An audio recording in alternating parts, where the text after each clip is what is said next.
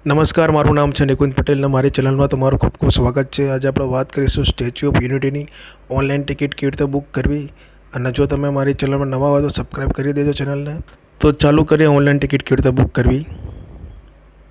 સૌથી પહેલાં તમારે ગૂગલમાં જવું પડશે. ગૂગલમાં જઈને સ્ટેચ્યુ ઓફ યુનિટી ટાઈપ કરવાનું.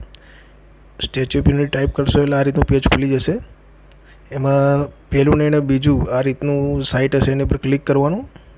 એની પર ક્લિક કરશો એટલે આ રીતનું આખું એક પેજ ખુલશે. સ્ટેચ્યુ ઓફ યુનિટીનું આખું પેજ આવી ગયું. એમાં ઉપર 3 ટપકા દેખાય એની પર તમારે ક્લિક કરવાનું. જે એરો બતાવ્યો જ છે એની પર ક્લિક કરશો એટલે બુક ટિકિટ ઉપર ક્લિક કરવાનું. બુક ટિકિટ ઉપર ક્લિક કરશો એટલે આ રીતની બધી ટિકિટો સ્ટેચ્યુ ઓફ યુનિટીની અહીંયા ખુલી જશે. તો આ Statue of Unity express entry, નીચે છે વ્યૂ ગેલેરીની Statue of Unity view gallery, પછી નીચે છે Statue of Unity entry ticket. એવી રીતે બધી ટિકિટ જેટલી બી ફરવાલાયક સ્થળ છે સ્ટેચ્યુ ઓફ યુનિટીના અહીંયા બધી ટિકિટો અહીંયા ઓપન થઈ જશે. તમે જોઈ શકો છો. આ રીતે તમને બતાવવા માટે ફટાફટ ઉપર નીચે કરું. તો આપણે સૌથી પહેલાં ટિકિટ બુક કરીશું સ્ટેચ્યુ ઓફ યુનિટીની એન્ટ્રીની. તે આ રહી બુક ટિકિટ ઉપર ક્લિક કરી દેવાનું. એ ક્લિક કરશો આ રીતનો પેજ ખુલશે. એની પર તારીખ લખવાનો આવશે. તારીખ લખી નાખવાની. તમારે કઈ તારીખે ત્યાં વિઝિટ કરવી છે એ તારીખ નાખી દેવાની. તો આપણે નાખીશું 28 તારીખ. એ તારીખ નાખ્યા પછી નીચે તમને પૂછશે કેટલી ટિકિટ જોઈએ તમારે. તો ઉપર એડલ્ટ લખ્યું, એડલ્ટના 150 રૂપિયા છે. નીચે ચિલ્ડ્રનના 3 થી 15 વર્ષના હોય એના 90 રૂપિયા છે. તો ડેમો માટે અત્યારે એડલ્ટમાં એક ટિકિટ બુક કરી છે. અને તમારે સાથે સાથે બીજી ટિકિટ બી બુક કરવી હોય તો નીચે લખ્યું છે એડ મોર એટ્રેક્શનમાં એક ક્લિક કરવાનું એટલે બધી ટિકિટો અહીંયા ઓપન થઈ જશે. આપણે સ્ટેચ્યુ ઓફ યુનિટીની એક એન્ટ્રીની એક ટિકિટ બુક કરેલી છે એટલે એની ઉપર કેસરી કલરનું ઓપ્શન આવી ગયું છે. અત્યારે તમારે જે બી ટિકિટ બુક કરવી એની ઉપર બધા ઉપર ક્લિક કરી દેવાનું. આપણે અત્યારે એક સ્ટેચ્યુ ઓફ યુનિટીની એન્ટ્રીની ટિકિટ બુક કરી એટલે એની ઉપર કેસરી છે.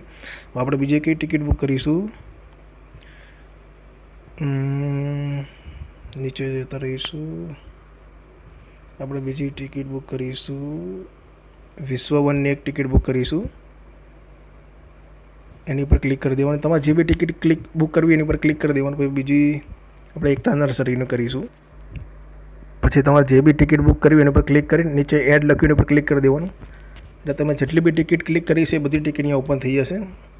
આ રીતની આપણે પહેલી ટિકિટ તો બુક કરી હતી સ્ટેચ્યુ ઓફ યુનિટી એન્ટ્રી પાસની એક ટિકિટ તો આવી ગયું. આપણે બીજી કરી હતી વિશ્વ1ની. એમાં એડલ્ટના 30 રૂપિયા છે અને ચિલ્ડ્રનના 20 રૂપિયા છે. એ બી આપણે એક કરી નાખ્યા. ત્રીજું હતું એકતા નર્સરી.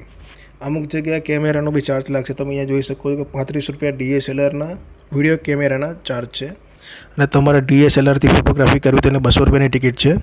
પછી સાદો કેમેરો હોય તમારો એને વિડીયો ઉતારવો તો 125 વાળી ટિકિટ છે એની.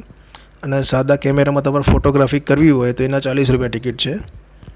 અને એડલ્ટના 30 રૂપિયા એન્ટ્રી પાસ છે અને ચિલ્ડ્રનના 20 રૂપિયા છે.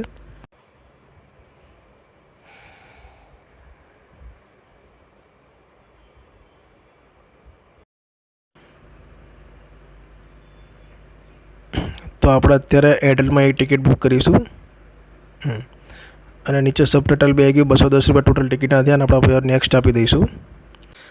નેક્સ્ટ આપ્યા પછી અહીંયા મોબાઈલ નંબર આપશે. રજિસ્ટર કરાવવો પડશે તમારો મોબાઈલ નંબર. એટલે તમારો મોબાઈલ નંબર અહીંયા નાખી દેજો.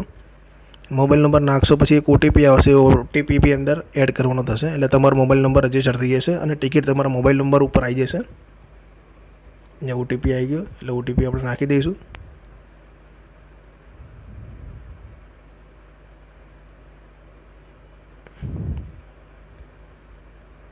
OTP આવી ગયો. આપણે OTP નાખી દઈશું.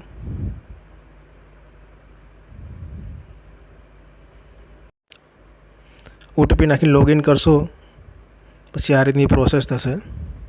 પછી બીજું એક ઓપ્શન આપશે નેક્સ્ટ આપવાનું. આ રીતના હમણાં ખુલશે. જો આ રીતે નેક્સ્ટ આવે નેક્સ્ટ આપી દેજો. નેક્સ્ટ આપ્યા બાદ અહીંયા તમારું નામ, ફર્સ્ટ નેમ અને લાસ્ટ નેમ લખી દેવાનું. તમારું જે બી નામ હોય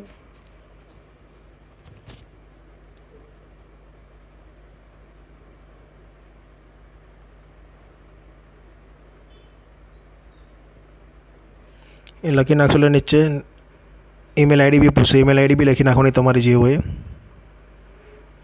ઈમેલ આઈડી લખીને નીચે નેક્સ્ટ ઉપર ક્લિક કરી દેવાનું. ત્યાં નેક્સ્ટ ઉપર ક્લિક કરશો એટલે તમારો આખો કાર્ટ આવી જશે. તમે જેટલી બી ટિકિટ બુક કરી હશે એનો આખો ડેમો આવી જશે. કેટલી ટિકિટ બુક કરી, કેટલા રૂપિયા થયા એ બધું અહીંયા આવી જશે સબ ટોટલ. એકવાર ચેક કરી લેવાનું. તમારે કંઈ ભૂલચૂક હોય તો જોઈ લેવાની. અહીંયા ટોટલ આવી ગયું છે 210 રૂપિયા. ટોટલ ટિકિટનું એમાઉન્ટ 210 રૂપિયા. અને નીચે